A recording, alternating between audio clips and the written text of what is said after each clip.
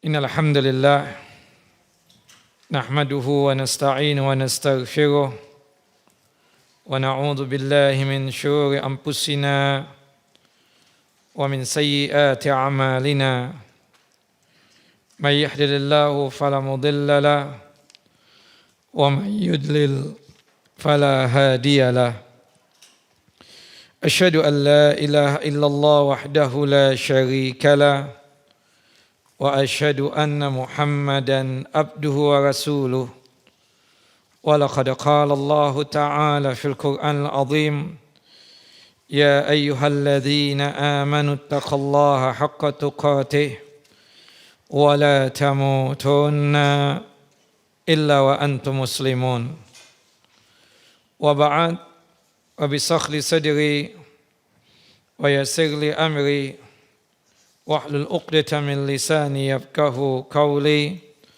اللهم انفعنا بما علمتنا وعلمنا ما ينفعنا وزدنا علما اللهم إنا نعوذ بك من زوال نعمتك وفجأة نقمتك وتحول عافيتك وجميع سخطك اللهم إنا نعوذ بك من جهد البلاء ودرك الشقاء وسوء القضاء وشماتة الأعداء اللهم إنا نعوذ بك من عذاب جهنم ومن عذاب القبر ومن فتنة المحيا والممات ومن شر فتنة المسيح الدجال Ikhwani wa akhawati fid din, a'azani wa a'azakumullah.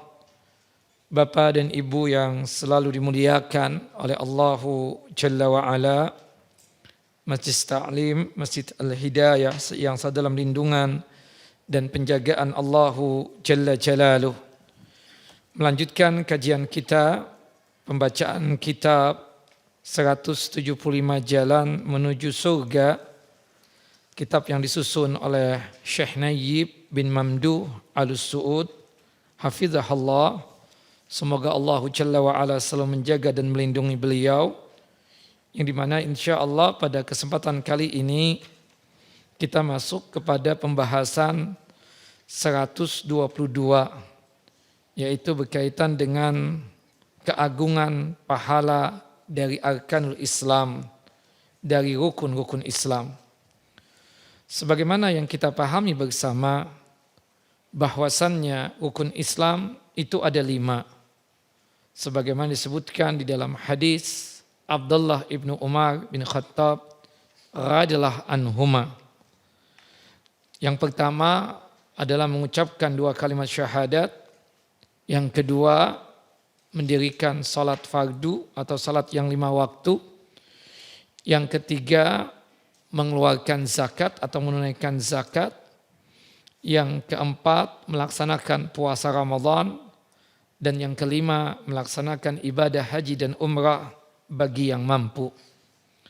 Disebutkan di dalam hadis Abu Hurairah radhiyallahu anhu, yang ini diletakkan oleh Syekh Nayyib di dalam pembahasan 122. Anna a'rabiyan ja'a ila Rasulillah SAW. Ada seorang Arab gunung atau Arab Badu datang kepada Rasulullah SAW. Kemudian beliau ini bertanya, faqala, ya Rasulullah, dulluni ala amalin idza amiltuhu dakhaltul jannah. Wahai Rasulullah, tunjukkan kepadaku satu amalan, jika aku mengamalkan amalan tersebut, maka aku masuk surga. Qala Rasulullah sallallahu alaihi wasallam. Rasulullah sallallahu alaihi wasallam menjawab, amalan yang dimana jika engkau amalkan amalan ini engkau masuk surga adalah sebagai berikut. Yang pertama, ta'budullaha la tusyriku bihi syai'an. Engkau beribadah kepada Allah semata dan tidak menyekutukan Allah Jalla wa Ala sedikit jua pun atau dengan sesuatu apapun. Artinya mentauhidkan Allah, mengesahkan Allah dalam masalah ibadah. Yang kedua, wa tuqimu as-salata al-maktubata, melaksanakan salat fardu yang 5 waktu, zuhur, asar, maghrib, isya dan subuh. Yang ketiga, wa tuaddi az-zakata al-maf'udata, melaksanakan dan menunaikan zakat yang diwajibkan atas engkau.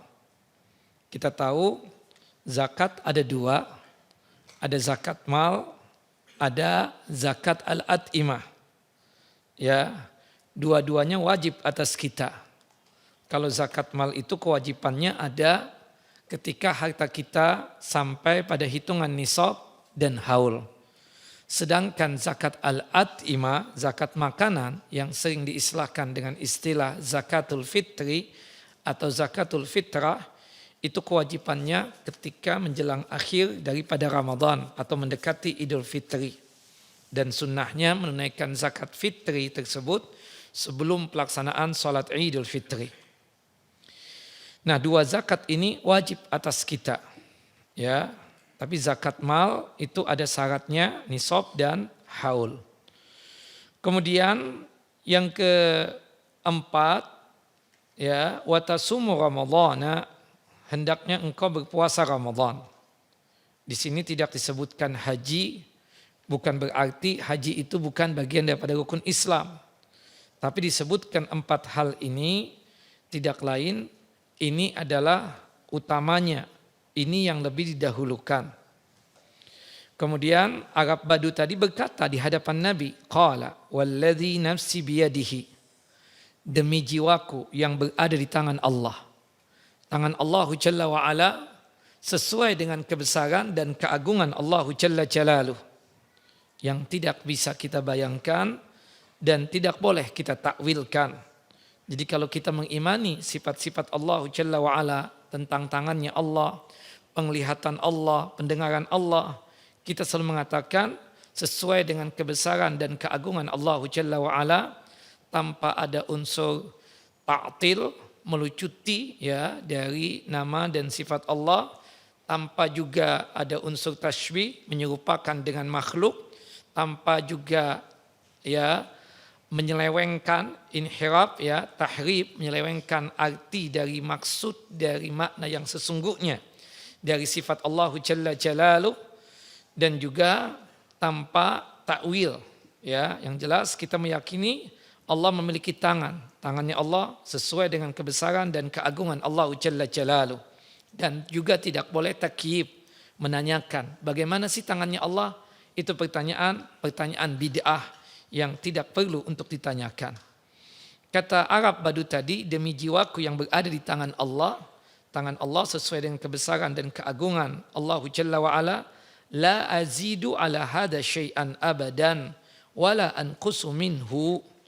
Aku tidak bakalan menambahkan ini lagi sedikit jua pun, dan aku tidak bakalan menguranginya. Artinya 4 hal ini selalu dilakukan oleh sahabat dari kalangan Arab Badu tadi itu.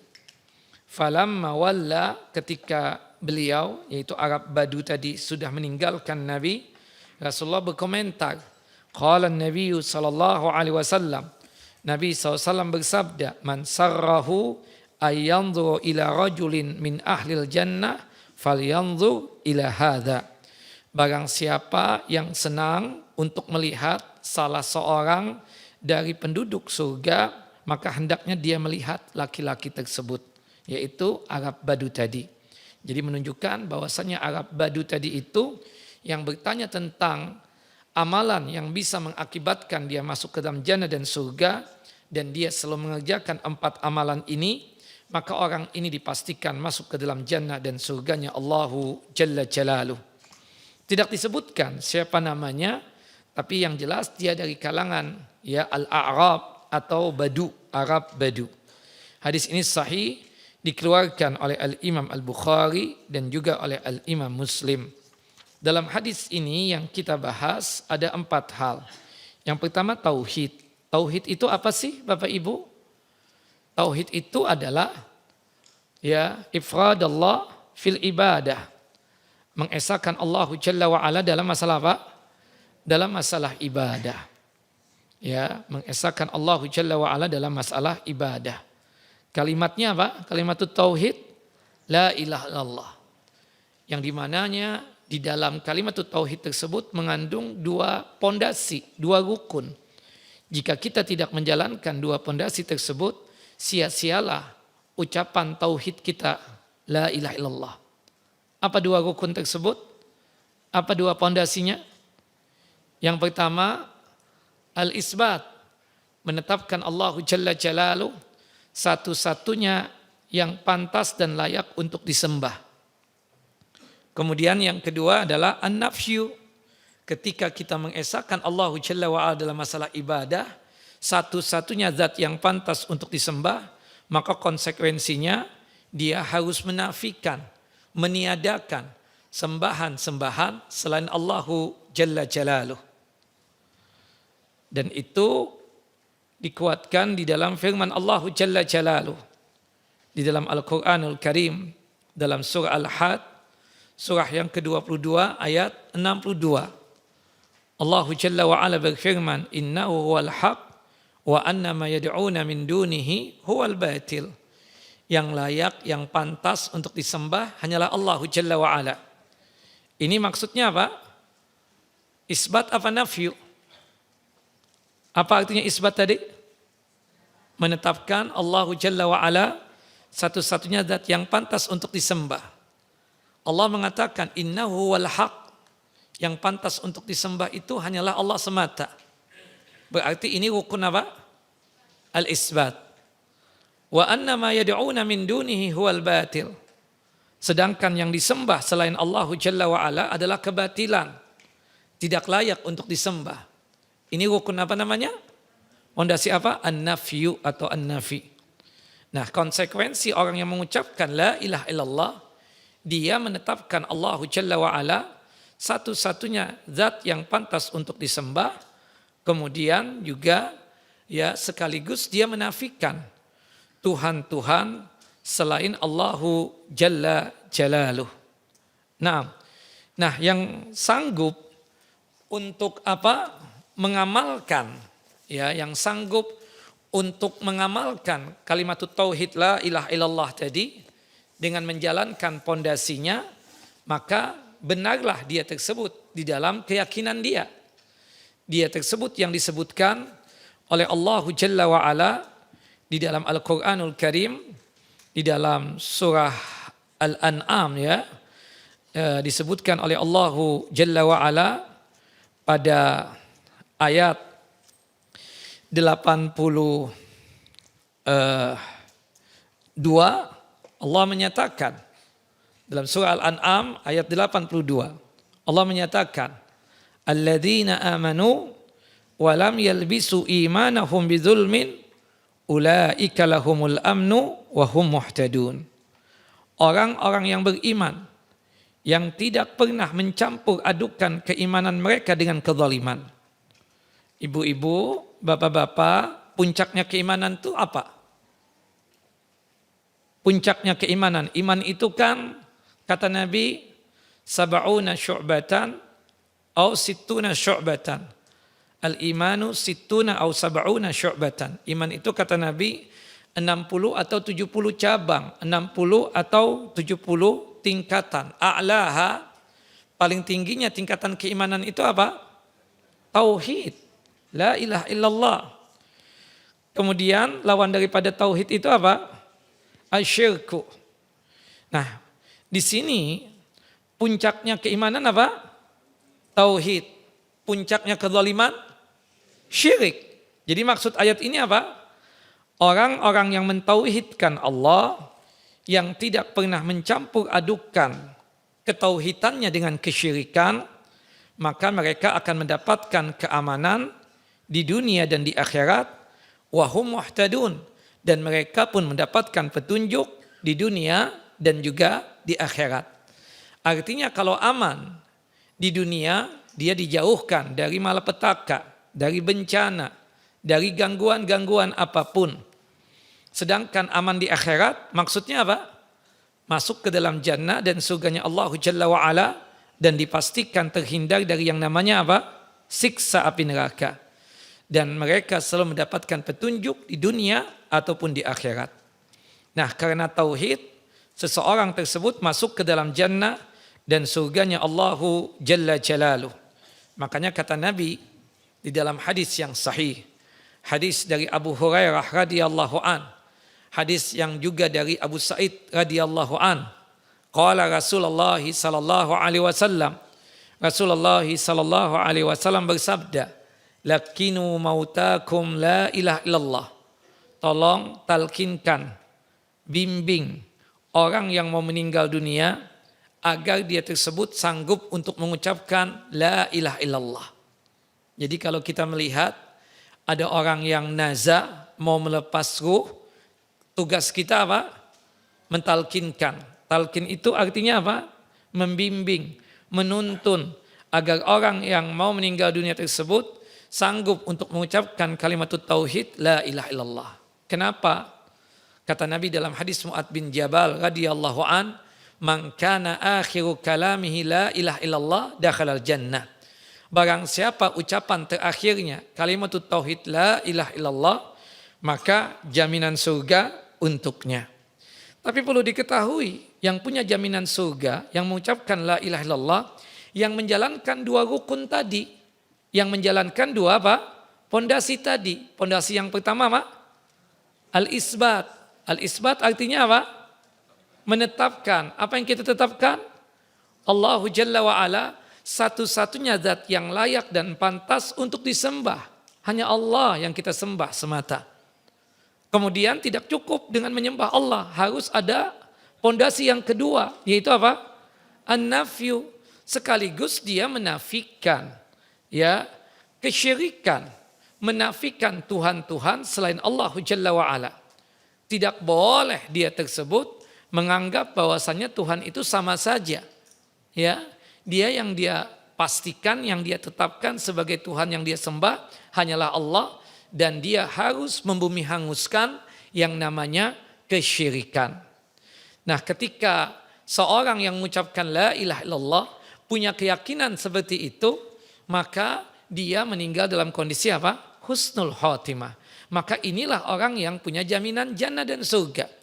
Adapun di antara kaum muslimin, dia itu mengucapkan la ilaha illallah sebelum meninggal dunia, tapi enggak yakin, enggak menjalankan dua rukun dan dua pondasi tadi. Ada jaminan surga enggak? Tentunya tidak. Kita tahu nih orang selama hidupnya masih suka melakukan perbuatan kesyirikan, menyekutukan Allah Jalla Jalaluh, suka datang ke dukun, peramal, paranormal, suka datang ke kuburan, cari wangsit, bertawassul dengan ahli kubur, berdoa dengan ahli kubur. Selama hidupnya dia suka mengumpulkan benda-benda yang dia yakini ada keramatnya, yang dia yakini itu benda sanggup untuk mendatangkan manfaat dan sanggup untuk mencegah mara bahaya. Meskipun dia mengucapkan la ilaha illallah sebelum meninggal dunia, tapi kesyirikannya tersebut dia tidak nafikan, dia tidak bumi hanguskan, dia tidak tiadakan, maka dia tidak masuk kategori keutamaan mendapatkan jannah dan surga dikenakan ucapan la ilaha illallah. Jelas ya? Itu konsekuensi orang yang mengucapkan la ilaha illallah, pondasinya, rukunnya harus dijalankan. Pondasi yang pertama apa ibu-ibu? Al-isbat. Al-isbat artinya apa? Menetapkan Allah Jalla wa'ala satu-satunya yang layak untuk disembah. Artinya ta'budallah, menyembah hanya kepada Allah. Kemudian yang kedua apa Bapak-bapak? An-nafyu, menafikan. Artinya jangan berbuat syirik. Harus dinafikan, harus dihilangkan Tuhan-Tuhan selain Allahu Jalla Jalaluh. Nah, ketika dia sanggup untuk menjalankan tauhid secara benar, sanggup menjalankan kalimat tauhid la ilaha illallah secara benar, ini baru dia mendapatkan jaminan surga. Jelas ya? Nah, tentunya dalam masalah pembahasan tauhid ini ustadznya sudah ada di kajian kita yang sama. Ini cuma sekedar refresh, menyegarkan ingatan kita agar kita itu betul-betul paham dengan kalimat tauhid la ilaha illallah yang kita ucapkan di setiap hari kita ini. Yang kedua, kalau kita ingin masuk ke dalam jannah dan surganya Allah Jalla wa'ala, wa tuqimus salata al-maktubata, melaksanakan salat fardu atau salat yang 5 waktu, salat zuhur, asar, maghrib, isya dan subuh.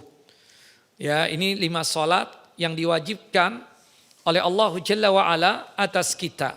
Selainnya tidak wajib.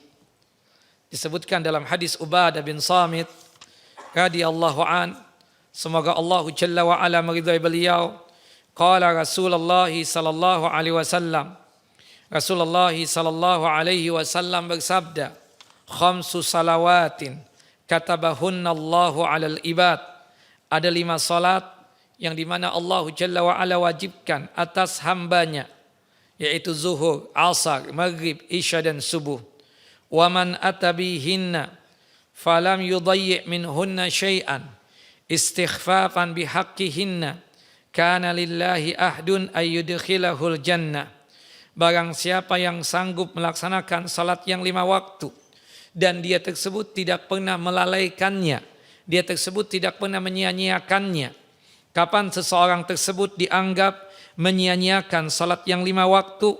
Ketika dia melakukan satu di antara 3 hal berikut ini. Yang pertama, dia tidak salat sama sekali, tidak pernah salat. Ketika seseorang yang tidak pernah salat, maka dipastikan dia tersebut dalam kondisi melalaikan ibadah salat. Atau ya, keadaan dia dianggap melalaikan ibadah salat ketika kondisinya on and off. Kadang salat, kadang tidak salat. Lagi asyik salat, lagi tidak asyik tidak salat. Atau sebaliknya, lagi mendapatkan musibah, rajin datang ke masjid, melaksanakan ibadah salat. Tapi ketika musibah telah diangkat oleh Allah Jalla Jalaluh, ketika musibah telah dihilangkan oleh Allah Jalla wa Ala pada dirinya, kembali tidak salat. Orang yang seperti ini sama saja dianggap melalaikan ibadah salat. Atau yang ketiga, dia salat tapi waktunya telah habis. Salat asar dikerjakan di waktu maghrib, maghrib dikerjakan di waktu isya tanpa ada alasan kenapa dia sampai seperti itu. Kalau dia musafir menjamak salat, itu ada alasan. Ya, jamak takhir misalnya, itu ada alasan. Kalau dia ketiduran, kemudian dia mengqadha salat yang di mana dia mengerjakan itu salat bukan di waktunya lagi, itu ada alasan. Tapi ini tidak ada alasan. Kenapa sampai dia tersebut seperti itu? Maka oleh sebab itu kita katakan bahwasannya ya, dia tersebut dianggap melalaikan. Nah, kita yang diwajibkan melaksanakan salat yang 5 waktu, ya, maka tidak boleh untuk melalaikan salat yang 5 waktu atau melakukan satu di antara 3 yang kita sudah jelaskan tadi. Ya, kita melaksanakan salat yang 5 waktu sebagai wujud menjalankan hak dari salat yang 5 waktu. Kalau kita mengerjakan salat yang 5 waktu, maka apa kata Nabi? Kana lillahi ahdun ayyudkhilahul jannah. Maka Allah Jalla Jalaluh berjanji kepada kita untuk memasukkan kita ke dalam jannah dan surganya Allah Jalla Jalaluh. Dalam hadis yang lain disebutkan oleh Nabi kita Muhammad sallallahu alaihi wasallam, man shalla salatan mab'udatan wajtanaba al-kaba'ira.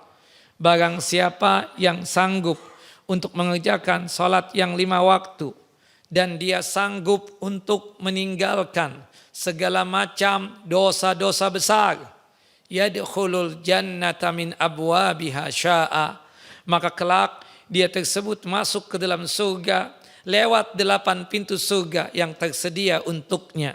Dipersilahkan orang yang terbiasa salat mau masuknya itu lewat pintu ar-rayyan sekalipun, mau pintu jihad sekalipun. Dari 8 pintu ada pintu salat secara khusus. Pintu yang pertama itu apa? Pintu orang yang melaksanakan salat.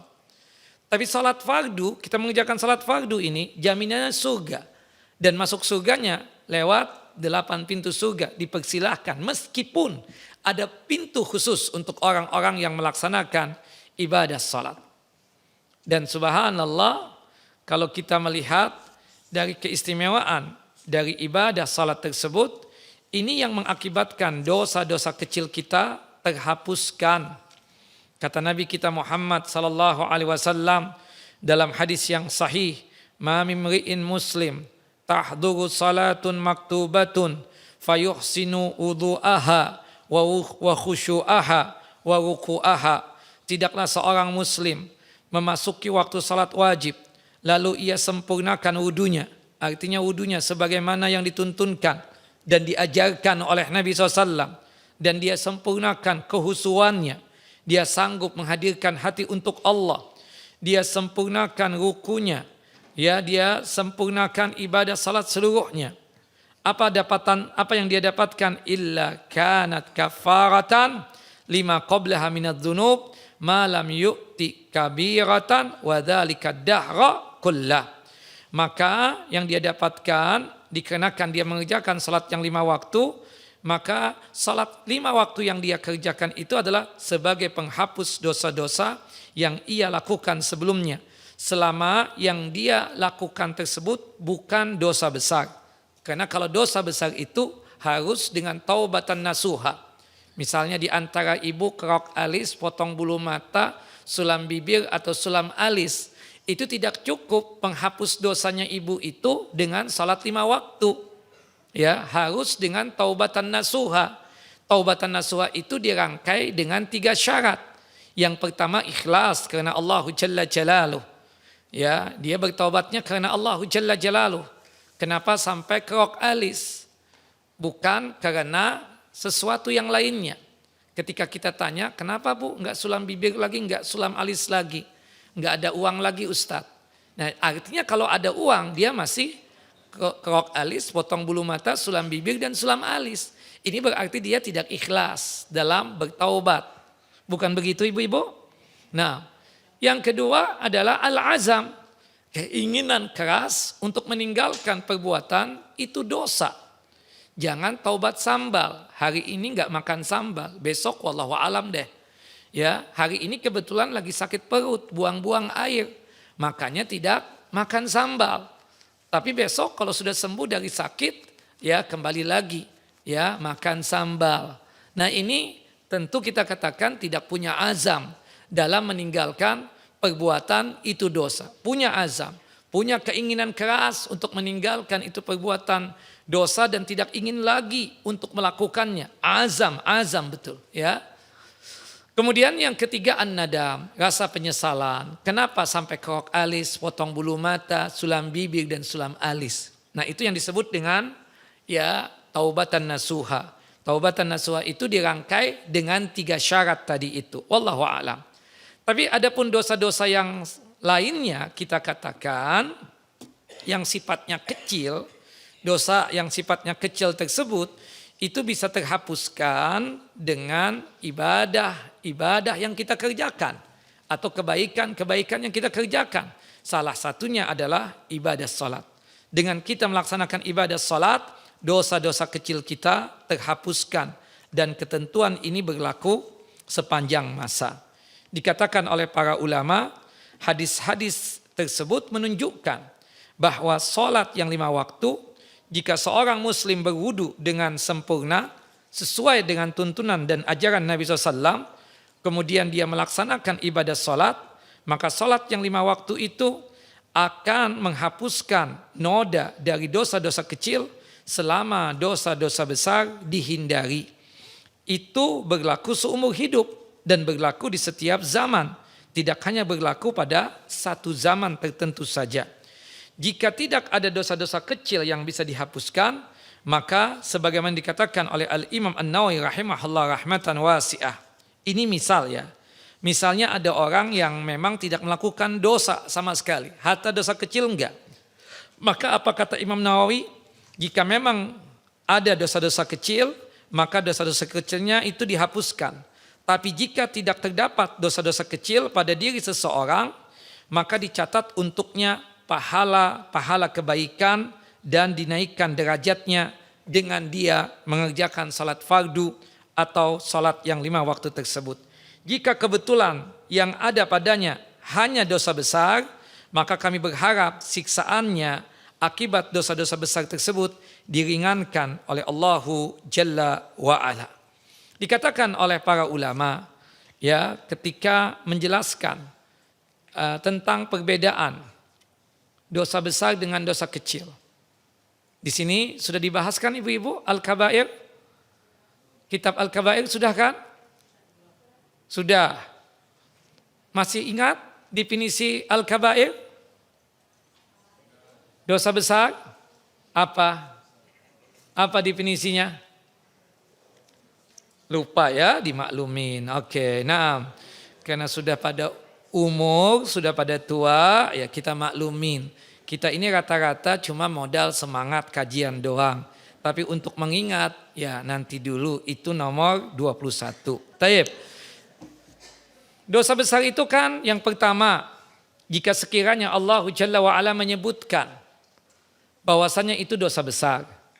Atau Nabi SAW menyebutkan itu adalah apa? Dosa besar. Seperti yang dikatakan oleh Nabi SAW. Ya, ala unabbi'ukum bi akbal kabair, ala unabbi'ukum bi akbal kabair. Maukah aku sampaikan kepada kalian dosa paling besarnya dosa besar? Ya kan? Itu berarti menunjukkan yang disebutkan itu dosa besar. Yang pertama al-isyraku billah, menyekutukan Allah. Yang kedua uququl walidain, durhaka kepada kedua orang tua. Jadi jika Allah dan Rasulnya menyebutkan itu dosa besar, maka itu adalah dosa besar. Atau dosa besar itu kategorinya adalah jika Allah dan Rasulnya memberikan sanksi atau hukuman had di dunia ini. Seperti misalnya ada anak muda berzina, dia belum kawin, dihukumnya apa? 100 kali cambukan dan diasingkan 1 tahun. Tapi kalau misalnya sudah kawin, masih ada ikatan atau belum, ya, atau sudah putus ikatan perkawinannya, kemudian dia berzina, hukumannya apa? Dirajam sampai mati. Berarti menunjukkan zina itu dosa besar apa dosa kecil? Dosa besar. Kenapa? Ada sanksi di dunia ini. Jelas ya?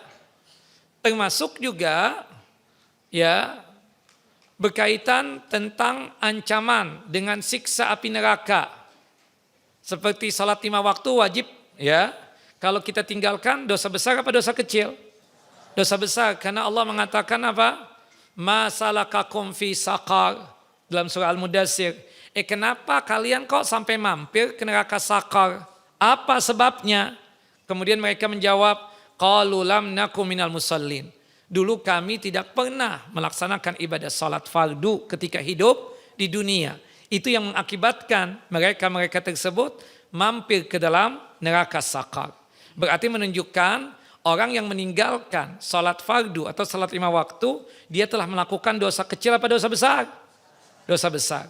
Kenapa? Karena ada ancaman dari Allah dan Rasulnya dikaitkan orang yang meninggalkan itu dengan siksa api neraka. Atau orang yang melakukan itu yang keempat kategorinya dikutuk dan dilaknat oleh Allah dan Rasulnya.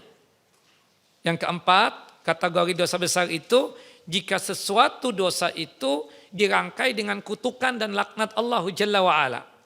Seperti kerok alis, potong bulu mata, sulam bibir, sulam alis. Dosa kecil apa dosa besar, Bu? Dosa besar. Kenapa, Bu? Karena setiap kali ibu kerok alis dan potong bulu mata, setiap kali ibu sulam bibir dan sulam alis, Allah dan Rasulnya mengutuk dan melaknat ibu. Berarti menunjukkan ya kerok alis, potong bulu mata, sulam bibir dan sulam alis itu adalah dosa besar, bukan dosa kecil. Nah walhasil ya itu secara singkat definisi daripada dosa besar. Nah dosa besar itu ada 2. Bapak Ibu, dosa besar itu ada 2. Pertama akbarul kabair, dosa paling besarnya dosa besar. Yang kedua al-kabirah, dosa besar saja. Akbarul kabair, paling besarnya dosa besar apa? Syirik, durhaka kepada kedua orang tua, bersumpah palsu. Ya, itu dosa paling besarnya dosa besar. Minum khamar, dosa paling besarnya dosa besar.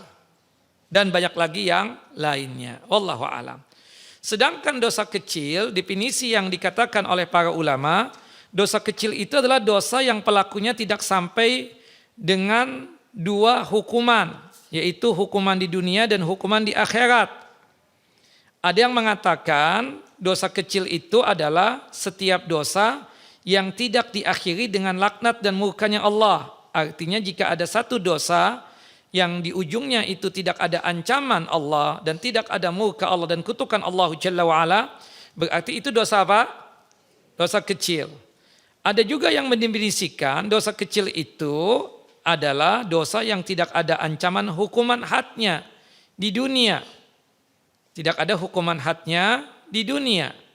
Dan tidak ada ancamannya dengan neraka di akhirat. Kalau gibah, dosa kecil, dosa besar? Dosa besar. Tapi ada enggak hukumannya di dunia?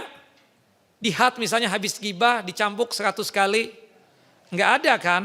Tapi ada enggak ancamannya di akhirat? Ada. Bahkan disebutkan salah satu sebab seseorang itu diazab, disiksa di alam kuburnya, itu dikarenakan dosa apa? Gibah. Berarti gibah itu dosa apa? Dosa besar. Naam, jelas ya? Itu berarti apa? Dosa besar gibah tersebut. Jelas. Tayyib. Itu berkaitan dengan masalah hukuman. Ya, dan ini kita berhubung tidak membahas tentang dosa besar dan dosa kecil. Ini cuma sekedar tambahan ilmu saja. Saya ingin mengingatkan bagi ibu-ibu yang terlupakan tentang pembahasan ini, ya, sehingga bisa refresh lagi, bisa mengingat dan menyegarkan ingatan mereka-mereka yang sudah lupa tentang definisi daripada dosa besar dan dosa kecil. Wallahu a'lam bissawab. Jelas ibu-ibu? Jelas bapak-bapak? Naam. Baik. Kemudian selanjutnya berkaitan tentang ibadah sholat, banyak sekali keistimewaan dan fadilahnya. Yang jelas jaminannya itu adalah surga. Jaminannya adalah jannah dan surganya Allah Subhanahu wa ta'ala. Kemudian yang ketiga adalah wa tuaddi az-zakata al-mafrudhata. Kalau ingin masuk surga, tunaikanlah zakat. Zakat tadi ada berapa? Ada dua, ada zakat al-at'imah, zakat makanan. Kenapa kok dikatakan zakat makanan? Kenapa zakatul fitri, kenapa zakatul fitrah dikatakan zakat makanan? Karena pada saat kita memberikan zakat fitri atau zakat fitrah harus berwujud makanan pokok. Beras kalau di tempat kita. Al-qutul baladinya makanan pokoknya apa? Beras. Tidak boleh diganti dengan uang. Meskipun nilainya lebih besar. 1 juta misalnya antum kasih. Ya, untuk zakat fitrah. Itu tidak bisa mengganti dari keabsahan zakat fitri dan zakat fitrah yang harus makanan. Jadi nanti di Ramadan yang tinggal hitungan 2 bulan lagi. Ini bulan Rajab tanggal 1 ya sudah. Ya, Rajab, Sya'ban, Ramadan. Artinya tinggal 60 hari lagi lah. Ya, tinggal 60 hari lagi Ramadan, pastikan nanti di penghujung Ramadan, 2 atau 3 hari sebelum Idul Fitri, mengeluarkan zakat fitranya atau zakat fitrinya dengan apa? Dengan wujud makanan pokok, jangan uang. Kalau uang itu zakat mal, zakat harta. Nah, kenapa dikatakan zakatul fitri? Apa sebabnya? Idul Fitri apa artinya? Hari kemenangan? Bukan. Ya, hari berbuka. Karena kita sudah 1 bulan full berpuasa di Ramadan. Idul Fitri. Id itu kan sesuatu yang berulang. Makanya dikatakan Id. Kalau kemudian kita terjemahkan hari. Al-Fitr sendiri artinya apa? Berbuka. Karena tanggal 1 Syawal itu kita haram untuk berpuasa. Haram untuk berpuasa. Kalau Bapak memaksakan diri puasa, dosa besar. Ya. Jadi ada 5 hari yang kita haram berpuasa. Kalau berpuasa dosa besar. Pertama Idul Fitri, tanggal 1 Syawal. Yang kedua tanggal 10 Zulhijjah, Idul Adha, haram berpuasa. Yang ketiga, keempat, kelima, Ayyamut Tasyrik. Ya, tanggal 11, 12 dan tanggal 13 Zulhijjah. Kata Nabi, Ayyamut Tasyrik, ayyamu aklin wa syurbin wa dzikrallah. Hari tasyrik, hari makan, hari minum, dan hari berzikir kepada Allahu Jalla Jalaluh. Jelas ya? Nah, kenapa dikatakan zakat fitrah lagi? Zakat suci karena untuk mensucikan orang yang berpuasa. Karena tujuan daripada zakat fitrah tersebut tuhratan lis-shaim anil lagwi wa rafas. Bisa jadi selama 1 bulan itu ada kelalaian yang kita lakukan. Salah satunya inzilaqul lisan. Terpeleset lisan kita mengucapkan kata-kata yang tidak bagus kepada istri kita atau kepada suami kita atau kepada orang lain. Ya, makanya dengan kita mengeluarkan zakat fitrah tersebut, mudah-mudahan bisa terhapuskan tuh dosa. Termasuk kadang kita berpuasa, tapi mata kita enggak terjaga. Masih suka memandang hal-hal yang haram. Dosa, iya. Nah, untuk menghapuskan dosa tersebut dengan apa? Zakat fitri tadi, zakat fitrah tadi. Agar selesainya Ramadan, orang yang berpuasa itu tetap mendapatkan pahala yang sempurna dengan dia mengeluarkan zakatul fitri dan zakat fitrah tersebut. Jelas Bapak Ibu? Nah, jadi zakat yang pertama yang wajib zakat apa? Fitri atau zakat fitrah, yang dimana zakat fitri dan zakat fitrah harus makanan yang dikeluarkan. Yang kedua zakat mal, zakat harta. Zakat harta itu apa definisinya?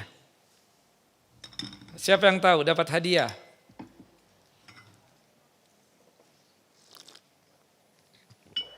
Tidak tahu, oke.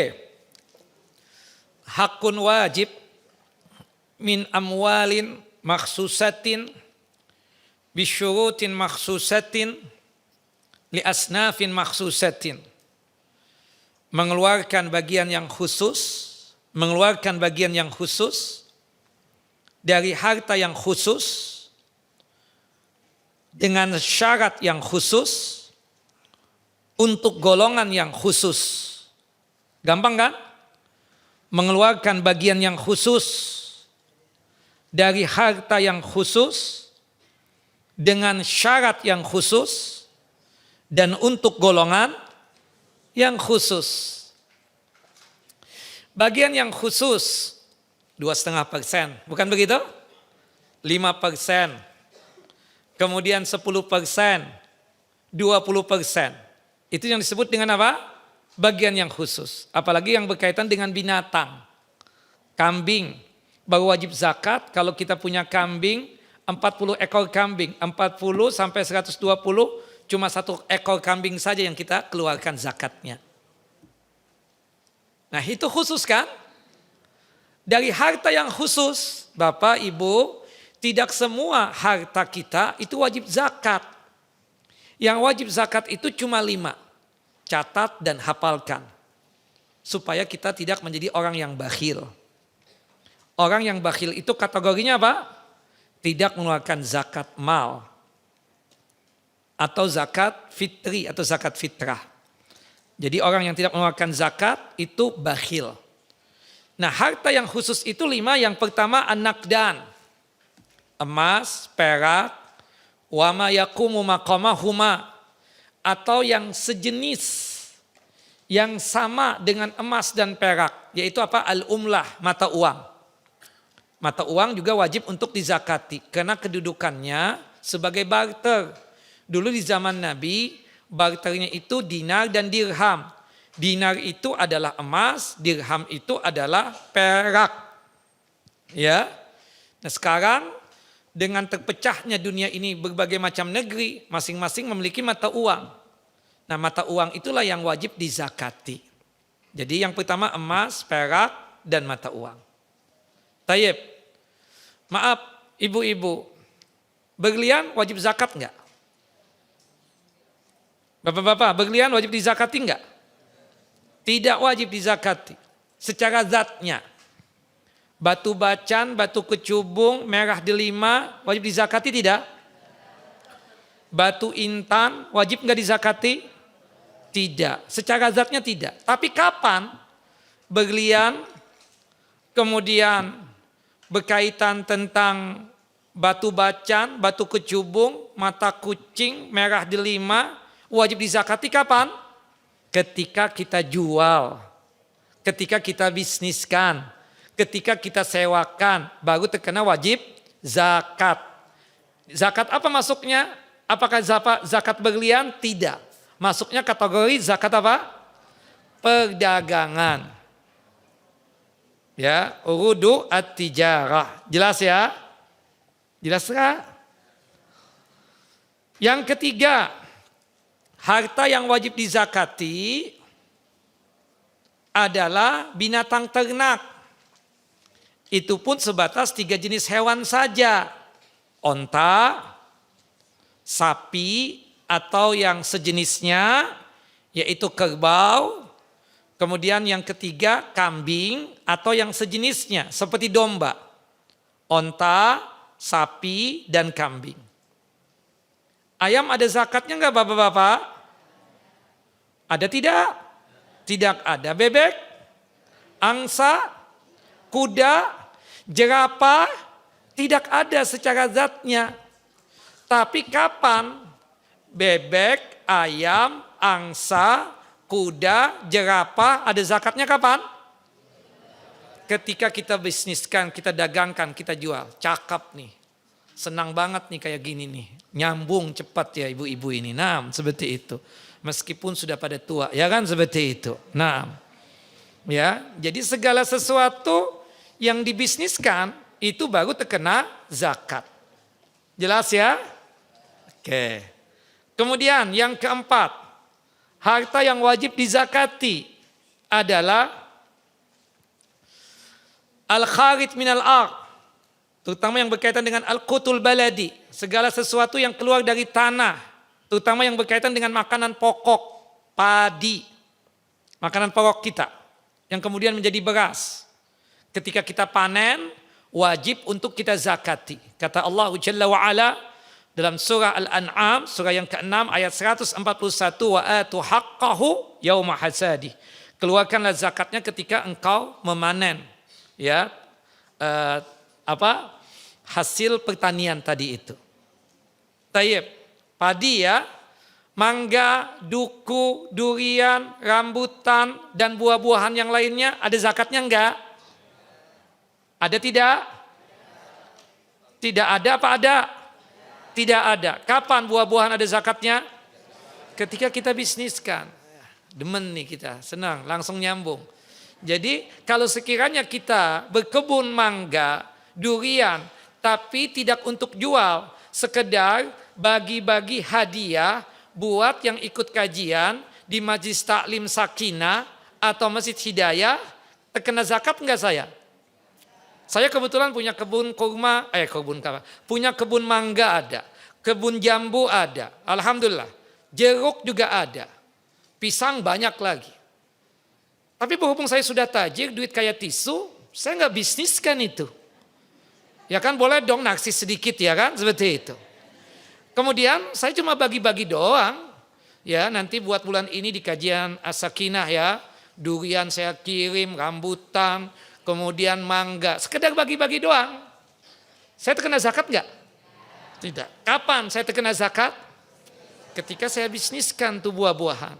Termasuk sayur mayur, bawang putih, bawang merah, bawang bombay, daun bawang, wortel, dan seterusnya, sayur mayur lainnya terkena zakat enggak? Tidak. Kapan terkena zakat? Ketika kita bisniskan. Nyambung enggak Bu?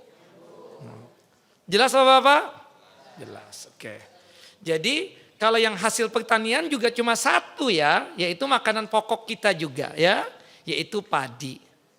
Tayyib, yang kelima ar-rikas. Nah rikas ini khusus. Rikas itu barang yang berharga yang kita dapatkan di dalam perut bumi, baik di daratan ataupun di lautan. Misalnya dari salah seorang di antara Bapak beli tanah. Ketika menggali tanah untuk membangun rumah di situ, Bapak ketemu emas 50 kilo. Ya, itu wajib dizakati. Itu yang disebut dengan rikas. Seumur hidup satu kali. Makanya lebih gede rikas itu. Karena seumur hidup satu kali. Berapa persen? 20%.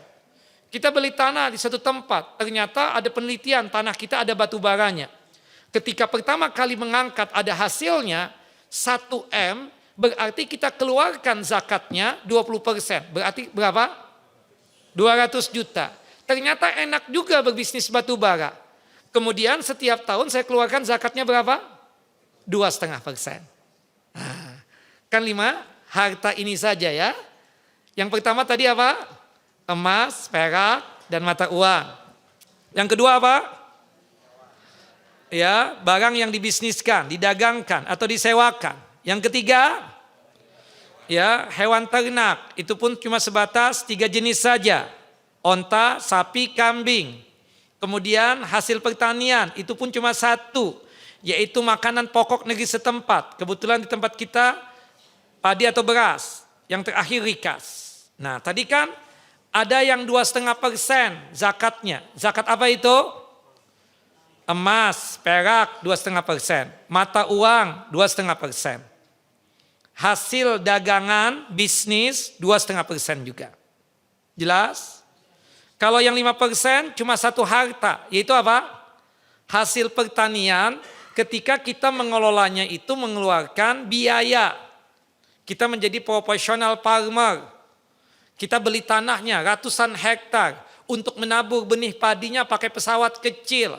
Kita bikin irigasi. Fulus nggak bapak-bapak itu? Nah, ketika saya panen ternyata sampai nisab 6,5 kuintal atau 650 kilogram. Maka saya keluarkan zakatnya cuma 5%. Tapi kalau saya iseng beli tanah, bercocok tanam padi, gak mengeluarkan biaya, gak bikin irigasi, siraman pun juga berharap dari Allah agar Allah menurunkan hujan. Ternyata ada hasil ketika panen sampai nisab 6,5 kuintal atau 650 kilogram. Maka keluarkan zakatnya berapa? 10%. Nah, untuk rikas sekali seumur hidup berapa persen? 20%. Jelas ya? Nah, selain 5 ini tidak terkena wajib zakat. Tidak terkena wajib zakat. Ibu-ibu, saya tahu ibu-ibu punya pakaian 4 lemari. Setiap lemari 100 pakaian. Harga paling murah dari pakaian ibu 1 juta. Oke, belum lagi ada momen-momen, ada ya acara-acara tertentu, kawinan. Di bulan ini saja berhubung musim hujan, maka banyak kawinan. Setiap kali ada kawinan, ibu beli pakaian baru. Itu harganya paling murah 5 juta. Kalau kita hitung semua yang 4 lemari tersebut, bisa sampai 400 juta lebih atau 500 juta. Pertanyaan saya, pakaian yang ibu punya tadi itu 4 lemari, wajib zakat enggak? Kenapa tidak? Karena tidak dibisniskan, karena tidak didagangkan. Ya itu rizkinya ibu-ibu yang Allah Jalla wa'ala berikan melalui suaminya. Kemudian suaminya itu sebagai wujud suami yang sangat sayang dengan istri, dia belikan pakaian tersebut untuk menutupi auratnya. Halal enggak buat istrinya? Halal kalau suaminya mampu. Jangan dipaksakan ya. Begitupun juga di antara ibu-ibu atau bapak-bapak kan saya lihat Masya Allah mobilnya lebih bagus daripada punya ustadz. Bukan begitu? Ada yang harga 1 M tadi saya lihat, ada yang 500 juta, ada yang 400 juta. Iya kan? Wajib zakat enggak kendaraan tadi itu? Tidak. Kapan tuh mobil-mobil wajib dizakati? Ketika kita bisniskan, ketika kita jual, atau ketika kita sewakan. Paham ya? Nah, walhasil. Apalagi ibu-ibu misalnya banyak punya tas, merek terkenal. Kita takut ya kalau nyebutkan nama merek terkenal itu jadi endorse. Enggak usah lah. Ya kan? Tapi kan ada yang tas yang 100 juta, 200 juta ya kan? Seperti itu. Paling murah yang ibu bawa sekarang 50 juta. Kan seperti itu. Artinya kalau digabungkan yang dalam lemari 1 itu bisa sampai berapa? 10 tas aja mungkin bisa nilainya itu sampai 500, 600 bahkan lebih daripada itu. Kan ada tuh yang seperti itu. Yang ada di antara ibu ini keluar dari rumah aja sudah 1 M. Jilbabnya berapa, pakaiannya berapa, sepatunya berapa, kemudian berliannya berapa. Mungkin dihitung-hitung bisa 1 M. Terkena zakat enggak? Tidak terkena zakat. Kenapa? Karena dia pakai doang, menikmati. Ibu-ibu kan sering selalu berdalilkan dengan ayat yang terakhir surah Wadduha. Fa'amma bini'mati rabbika fahaddis. Adapun nikmat yang telah Allah berikan kepada kalian tampakkanlah. Makanya ditampakkan dengan cara seperti itu. Kemudian karena sudah lama mengaji, sering hafal hadis yang sering disampaikan Ustadz juga. Innallaha yuhibbu ayyanzura asara ni'mata abdi. Sesungguhnya Allah itu suka kalau bekas nikmatnya itu ditampakkan. Nah, lewat tas, lewat sepatu, pakaian dan seterusnya. It's okay. Kalau misalnya itu memang dia mampu, bismillah. Tapi dipakai. Kalau enggak dipakai itu yang jadi dosa. Ya, wallahu a'lam. Baik, Bapak dan Ibu yang dimuliakan oleh Allah Jalla wa'ala. Pertanyaannya ada zakatnya enggak itu? Tidak ada. Jadi enggak bisa kita paksa-paksakan. Kan di antara ukhti-ukhti ini, kadang satu sama lain, tutas bah, hal tuh. Ada zakatnya belum? Sudah dizakatin belum? Ana dengar Ustadz udah ya, Ana punya Ustadz ngomong enggak ada pakai zakat itu. Kecuali kalau dijual. Ana enggak mau, Ana itu cuma bisa beli untuk jual nehi. Kan begitu ibu-ibu. Ya enggak Bu? Benar banget ya. Realitanya begitu Bu ya. Ya, saya cuma bisa beli untuk jual nehi. Kan begitu. Jadi saya enggak ada wajib zakat. Wallahu a'lam bishawab. Tapi zakat itu tidak cukup dengan dua definisi tadi saja. Mengeluarkan bagian khusus dari harta yang khusus. Ada syaratnya lagi. Ada syarat khususnya. Ada dua zakat mal itu syaratnya. Kalau ada dua syarat ini baru kita terkena wajib zakat. Yang pertama nisab. Nisab itu adalah kadar, nilai atau jumlah yang Allah Jalla wa'ala tentukan. Seperti emas yang 24 karat itu wajib dizakati ketika gramnya itu sudah sampai berapa? 85 gram. Oke ya. Berarti kalau misalnya ibu-ibu punya emas yang 24 karat, nilainya cuma 50 gram saja wajib zakat enggak Bapak Ibu? Tidak wajib. Kenapa? Belum sampai nisabnya. Jelas Bapak Ibu? Kita kaitkan dengan rupiah. 1 gram emas sekarang ini 900 ribu.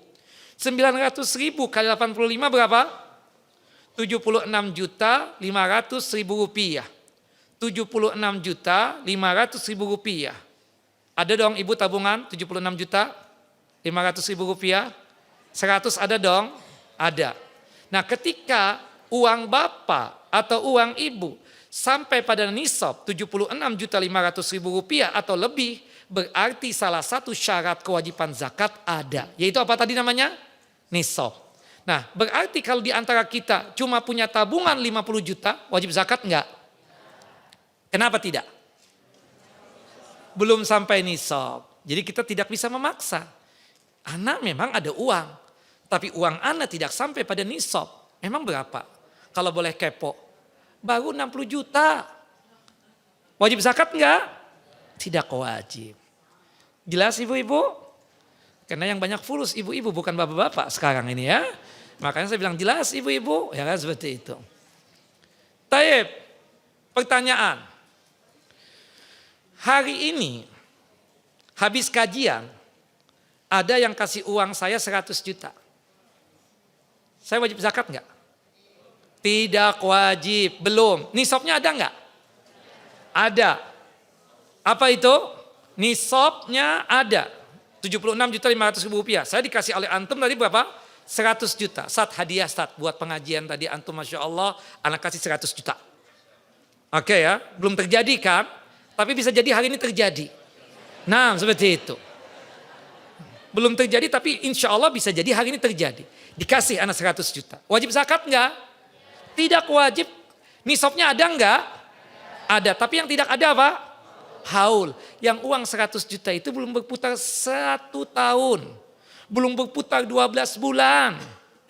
Karena kata Nabi SAW, la zakata fi malin hatta yahula alaihil haul. Tidak ada kewajiban zakat kecuali itu harta sudah berputar 1 tahun. Oke? Fine ya. Misalnya di antara antum dapat warisan. 5M terima fulus. Wajib hari ini enggak dikeluarkan zakatnya? Tidak. Oke. Ternyata 5M tadi antum gunakan untuk beli rumah di sini. Habis 2M. 1M cukup enggak beli di sini? Cukup? Enggak cukup? Ampun. Cukup? 1M enggak cukup? Enggak cukup 2M deh. 1M lagi buat modal kawin. Antum wahai para syabab, para pemuda, Kawin mahal. Emang pisang goreng modalnya kan enggak. Sewa gedung, apalagi antum pinginnya bintang 5 ya. Subhanallah, makanan kan ada Arabian food, ada local food, ada Eropa food. Teman kita banyak masalahnya. Gak mungkin kita 10 orang doang. Kan kesian istri kita yang perempuan, keluarganya kan. Ya, dari kita mungkin 50, dari keluarga istri yang datang undangan 1000 orang. Seperti itu. Nah, realitanya begitu gitu loh. Kan nego kan, yang kesian kan keluarga istri. Yang banyak mengeluarkan fulus, bukan begitu? Kita memang cukup, 100 juta cukup ya. Oh jangan dong kata abahnya. Kasih dong. Nah, makanya anak itu ngomong dong sama calon suami lu. Bilangin, bintang 5 gak cukup tuh 100 juta. Minta berapa bah? Minimal 500 deh. Kalau antum mampu, gak apa-apa. Kalau mampu, kalau gak mampu, ya cari wanita yang lain kan seperti itu. Nah, iya, Ustadz materialistis kata ada jamaah. Loh kalau antum gak ada fulus jangan kawin, makruh, benar gak? Makruh kalau kawin gak ada fulus, kesian anak istrinya. Dan dia dosa, ya kan dosa. Makanya Rasul mengatakan, ya ma'syarasy syabab, man istata'a minkumul ba'ah falyatazawwad. Wahai para pemuda yang punya ba'ah, menikahlah. Ba'ah itu kemampuan apa? Biologis apa lahiriah? Nafkah lahiriah? Fulus namanya ba'ah itu, lahiriah. Kalau biologis sih, ana yakin antum punya semuanya. Seperti itu. Makanya ujung-ujungnya nggak punya ba'ah disuruh apa sama Nabi? Puasa. Ustaz, ana pengen nikah. Sudah kerja? Belum. Ini lagi ikhtiar Ustaz. Ya udah nanti aja. Nggak kuat Ustaz. Puasa. Bukan begitu? Puasa. Puasa apa Ustaz? 3 hari tiap bulan. Masih nonjol Ustaz. Senin Kemis. Masih nggak bisa. Puasa Nabi Daud alaihissalam. Iya kan disuruh untuk puasa. Ya, itu kewajiban kita sebagai laki. Ala kulihal, antum tadi dapat warisan 5M. 2M udah beli rumah. Enak dong kalau sudah punya rumah. Istri kita tinggal masuk doang nih. Jadi kita nggak nebeng sama mertua dan nggak nebeng sama sama umi kita atau sama saudara kita. Enak, bebas kita. Ya. Kemudian sisanya untuk tahun depan nih 2024 itu tinggal tersisa 2M. Tersisa 2M. Wajib zakatnya antum itu dari 5M apa 2M? 2M. Kenapa 2M doang? Yang 3M-nya udah habis tadi. Jelas ya? Seperti itu. Nah, ini 44 Hijriah ya. Benar? Nanti wajib zakatnya kapan? 45 Hijriah. Seperti itu. Biasa kan kita Ramadan ketemu Ramadan biasanya. Meskipun tidak mutlak seperti itu. Jadi syaratnya 2, nisab dan haul. Nisab dan haul. Kemudian zakat itu li asnafin makhsusah, untuk golongan yang khusus. Siapa mereka? 8 golongan yang Allah sebutkan dalam surah At-Taubah, surah yang ke-9 ayat 60. Golongan fuqara, orang-orang fakir, kemudian golongan orang-orang miskin, kemudian golongan amil zakat, petugas zakat. Petugas zakat ini yang diangkat oleh hukumah ya, oleh pemerintah, oleh presiden, oleh menteri, oleh gubernur, oleh wali kota, bupati.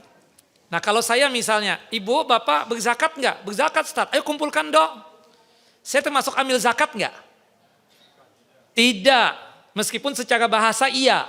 Tapi secara istilah syar'i tidak. Saya enggak diangkat oleh hukumah.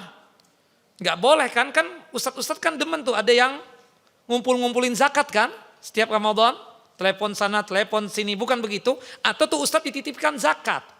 Apakah dia petugas zakat? Tidak. Dia nggak boleh main potong-potong tuh ya dari uang yang dititipkan itu. Kecuali kalau dia memang mustahik, dia fakir, dia miskin, lain cerita deh. Nah, kemudian yang keempat adalah mu'allaf.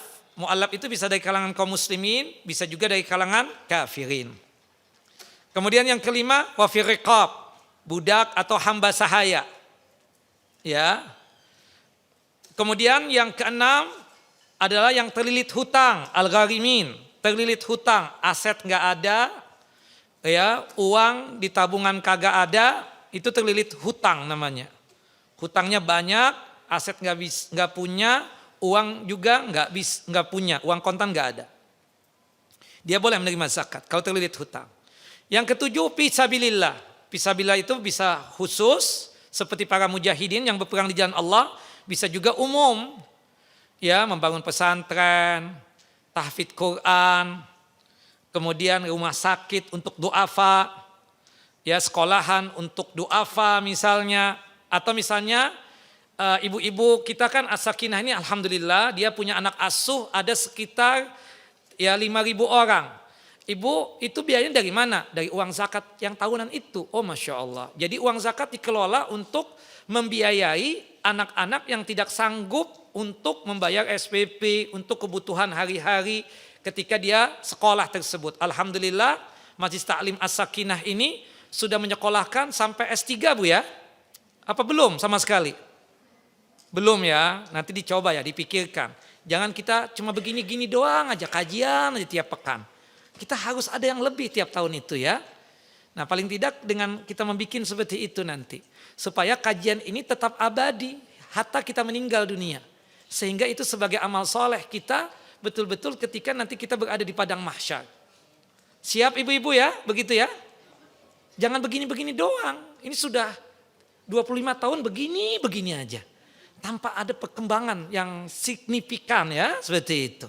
Harus ada perkembangan seperti itu. Tayyib. Nah itu kecuali untuk masjid tidak boleh.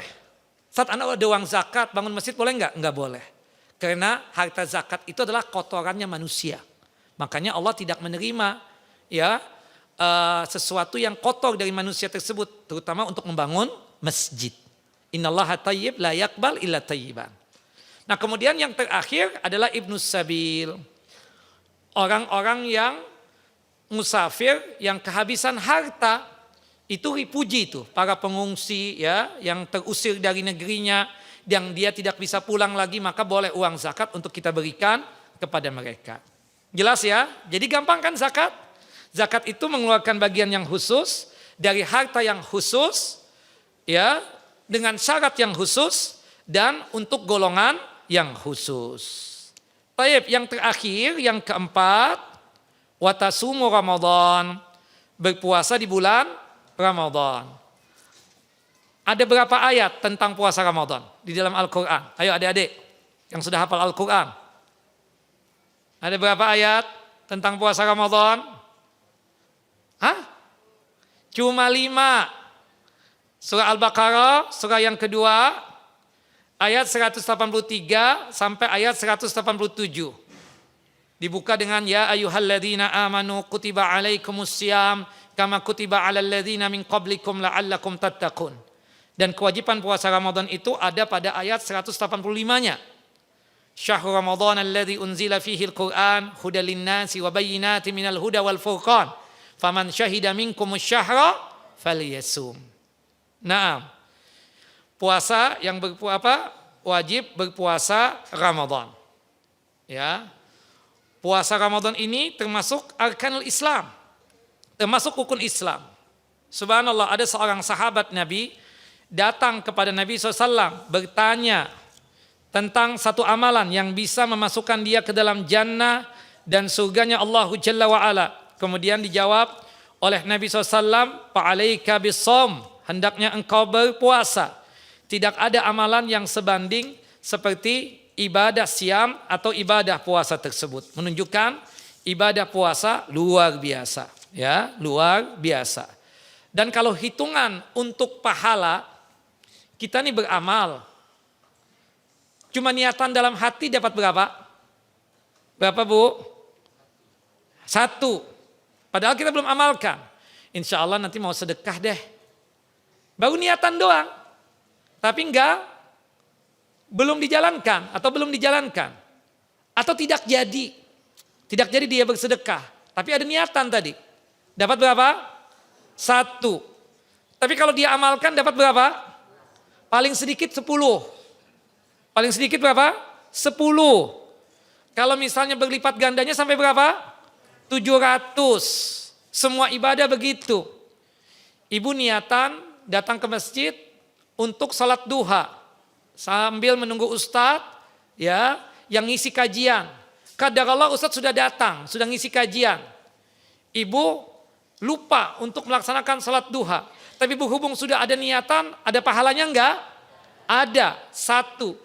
Tapi kalau misalnya salat duhanya dikerjakan, pahalanya berapa? 10 paling sedikit. Tinggal dilipat gandakan menjadi berapa? 700 ya.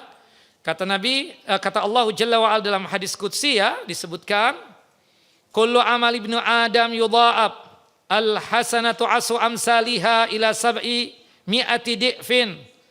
Ya, kata Nabi SAW, hadis dari Abu Hurairah, setiap amalan manusia itu dilipat gandakan. Satu kebaikan 10 paling sedikit pahalanya, sampai 700 kali lipat. Kecuali satu ibadah yang pahalanya itu lebih daripada 700. Apa itu? Apa Bu? Apa Bapak? Illa shaum, kecuali puasa. Fa innahu li wa ana ajzi bihi. Kecuali puasa, aku sendiri yang membalasnya. Kalau Allah yang membalasnya lebih besar dari 700 tadi itu. Makanya kalau kita di tanah suci itu rajin-rajin ibadah. Terutama sholat. 700 sudah didapatkan, jelaskan. Kita sholat di Masjidil Haram berapa? 100.000 sholat. Bayangkan berapa nilai pahala kita. Bayangkan lagi kita berjamaah sholatnya lagi. Berapa kali lipat? Ini enggak. Ibu-ibu lagi nih, ya, bukannya rajin ke masjid. Malah tawafnya itu di mana? Di pasar. Nah, ini muskilah kan, seperti itu. Jadi kesempatan buat kita, bapak-bapak juga. Pastikan kita salatnya di masjid, Masjidil Haram, ya kan? Kalau kita berada di tanah suci, pahalanya jelas 10 paling sedikit, dilipat gandakan sampai 700. Kalau kita di tanah haram, lebih lagi dilipat gandakan. Kalau kita berada di bulan suci nih, bulan apa nih? Rajab. Bulan suci kan? Bulan haram. Kan ada 4 tuh, surah At-Taubah dan surah At-Taubah, surah yang ke-9 ayat 36.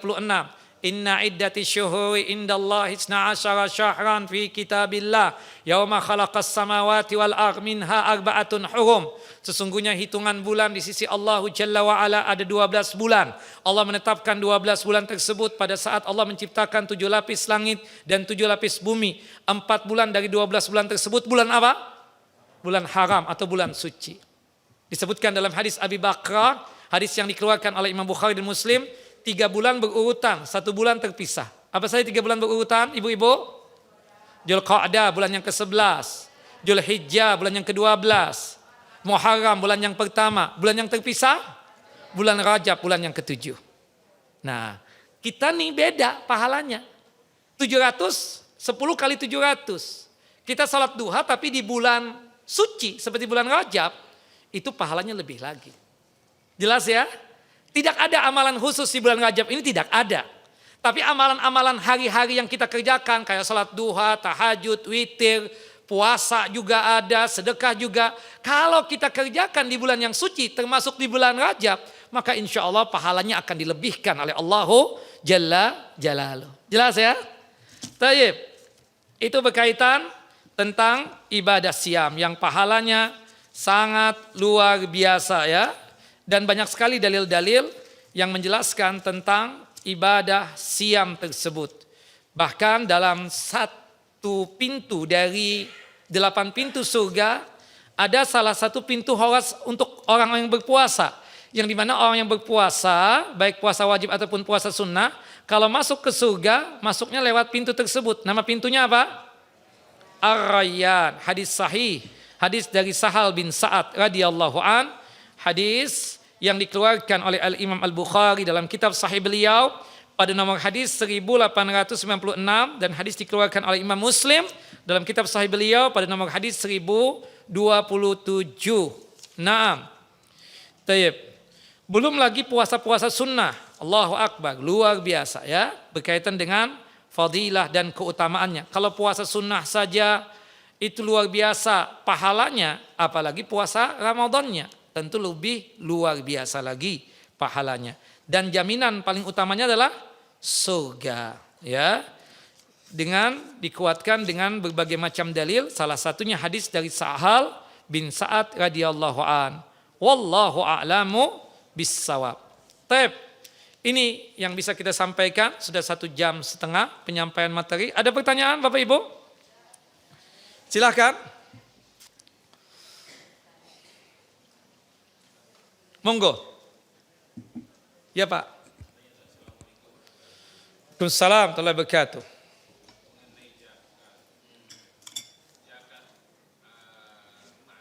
Ya.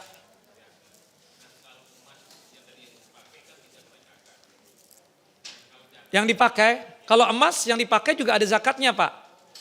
Kena zakat juga, itu pendapat yang rajih meskipun khilaf di kalangan para ulama. Iya, kena zakat. Yang dipakai pakaian iya.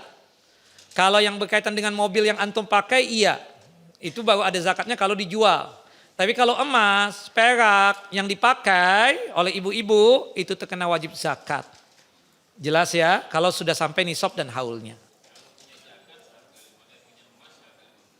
Oke.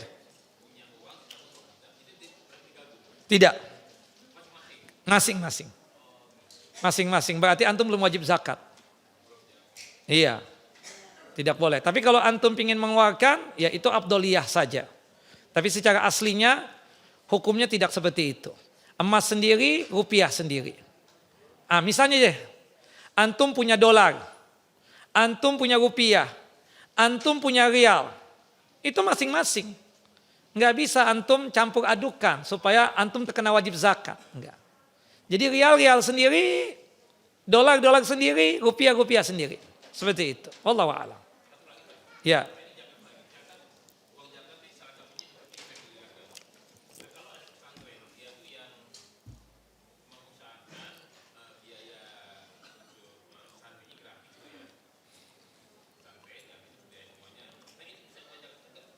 Fisabilillah masuknya.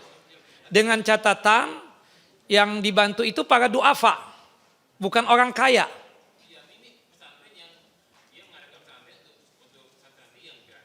Betul, boleh. Masuknya apa? Fisabilillah. Masuknya fisabilillah. Boleh. Nah. Afwan. Ada yang lain? Ya Pak. Assalamualaikum warahmatullahi wabarakatuh.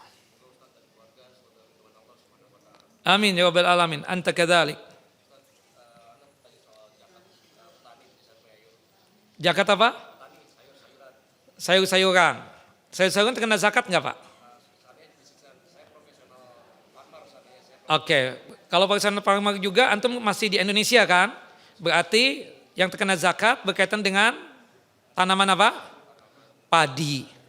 Tapi kalau sayur mayur, kol, bawang, apalagi daun bawang, itu terkenanya apa nanti zakatnya? Perdagangan. Iya. Jelas Pak? Ya, nanti kalau antum sudah profesional farmer untuk petani padi, antum boleh tuh. Zakatnya berapa? Ya. Kalau misalnya antum memang profesional farmer itu mengelolanya mengeluarkan biaya, berarti zakatnya cuma 5%. Tapi kalau iseng 10%. Wallahu a'lam. Maksud iseng itu enggak mengeluarkan biaya sama sekali. Kalau toh mengeluarkan ala kadarnya. Wallahu a'lam. Afwan. Ada yang lain Bapak-bapak? Ya Pak. Waalaikumsalam. Berapa? Berapa tabungan antum? 70 juta terkena wajib zakat enggak? Tidak. Oke. Enggak, belum. Antum bulan ini baru 70 juta kan? Nanti bulan Juni ternyata tambah tuh. Jadi 80 juta. Antum mulai menghitung haulnya bulan Januari apa bulan Agustus? Agustus kan baru ada yang 80 juta tadi nisabnya itu di bulan apa? Agustus. Jadi Agustus tahun depan masih ada nisabnya itu tadi atau lebih baru antum keluarkan zakatnya.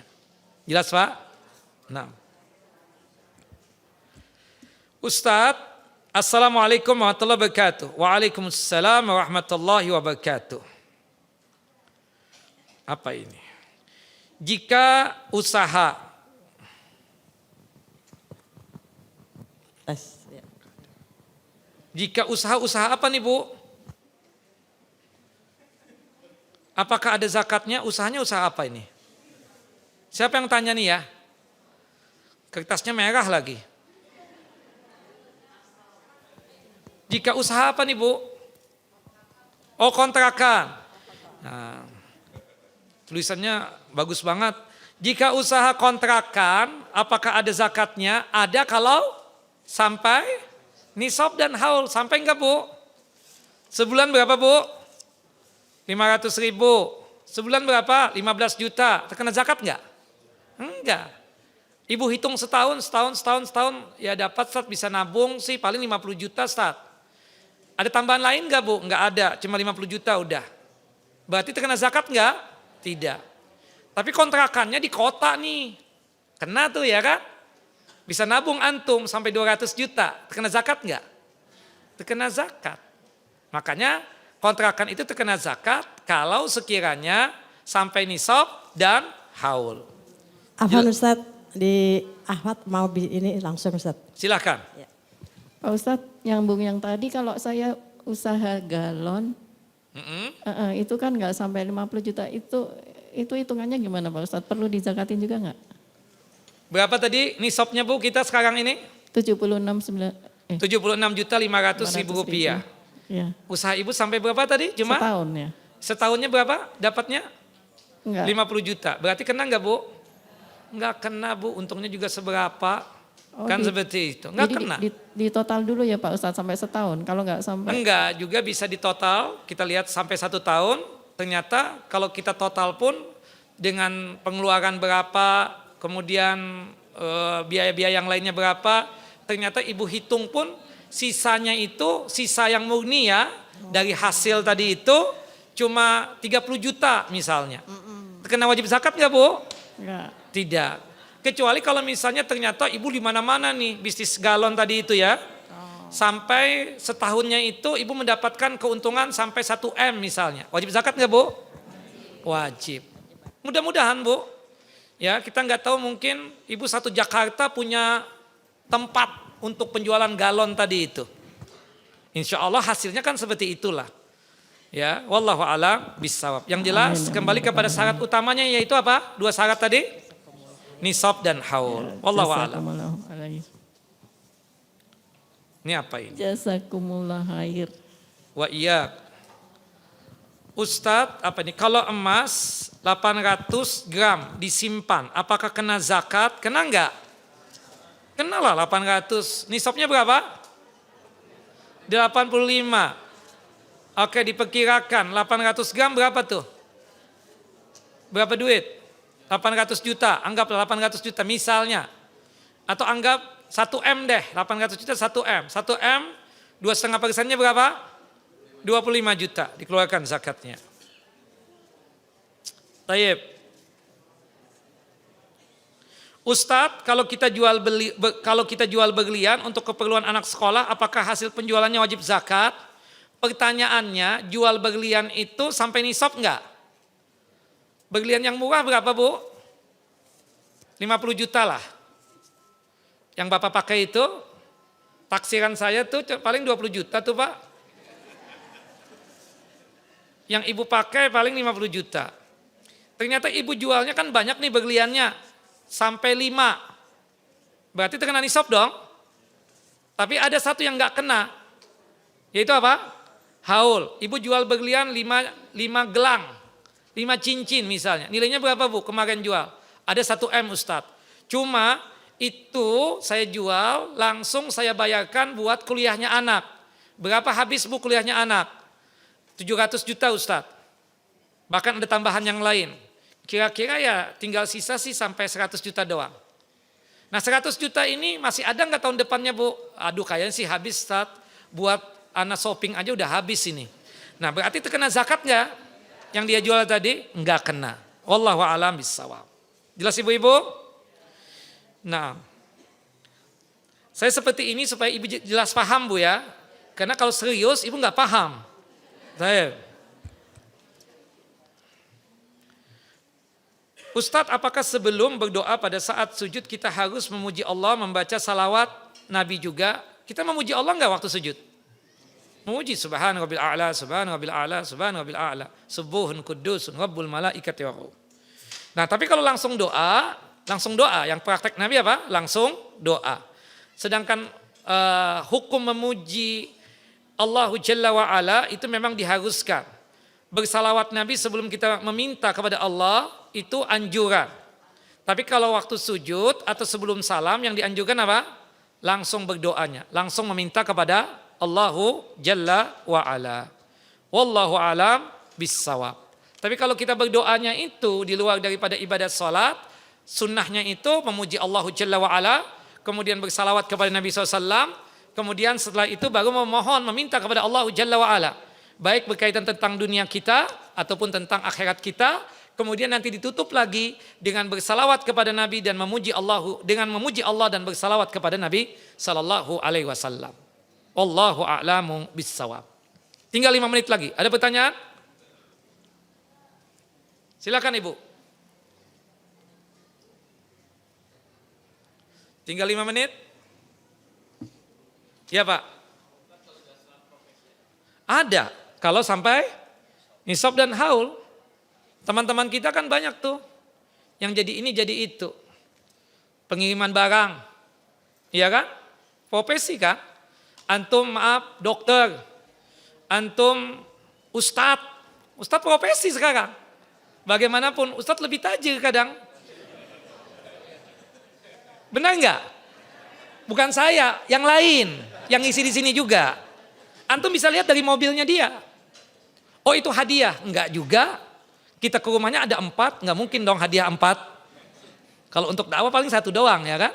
Seperti itu. Berarti ustadz tajir juga kan. Meskipun dia mengatakan ya fisabilillah, tapi kan dia menerima. Ketika hartanya itu sampai pada hitungan nisab dan haul, maka dia terkena wajib zakat. Terkena wajib zakat. Ya, apa? Pilot. Ya kan juga profesi. Terkena wajib zakat jika tabungannya itu sampai nisab dan haul. Ya. Anggota parlemen. Profesi juga kan? Terkena wajib zakat itu. Termasuk ya pejabat-pejabat itu terkena wajib zakat juga. Dia kan diupah, digaji, ya kan? Yang dimana kalau misalnya dihitung-hitung dalam 1 tahun itu sampai pada hitungan nisab dan pastinya haul juga sampai. Terkena wajib zakat seperti itu. Wallahu a'lam. Jadi profesi juga terkena kehitungan wajib zakat juga. Dari hartanya tadi, apa yang dia punya harta tadi itu. Ya, mata uang yang dia miliki. Belum lagi emasnya. Belum lagi peraknya, ya kan? Seperti itu. Belum lagi bisnisnya dia. Seperti itu. Wallahu a'lam bissawab. Termasuk. Kita nggak bicara masalah sahamnya ya. Kalau halal, bismillah. Nah, tapi ketika saham antum sudah sampai nisab dan haul, antum bisnisnya itu, maka terkena wajib apa? Zakat. Yang penting itu kategorinya, nisab, haul. Terkena wajib zakat. Wallahu a'lam bissawab. Ya Pak.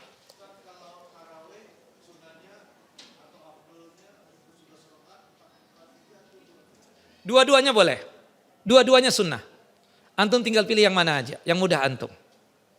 Mau 2-2, boleh. Mau 4-4, boleh. Untuk witir, 3 rakaat sekali salam, boleh. 3 rakaat, 2 kali salam, juga boleh. Enaknya antum aja yang mana? Afwan. Wassallallahu nabiyana Muhammad wa ala ali Muhammad kama sallaita ala Ibrahim wa ala ali Ibrahim innaka Hamidun Majid. Allahumma barik ala Muhammad wa ala ali Muhammad kama barakta ala Ibrahim wa ala ali Ibrahim innaka Hamidun Majid.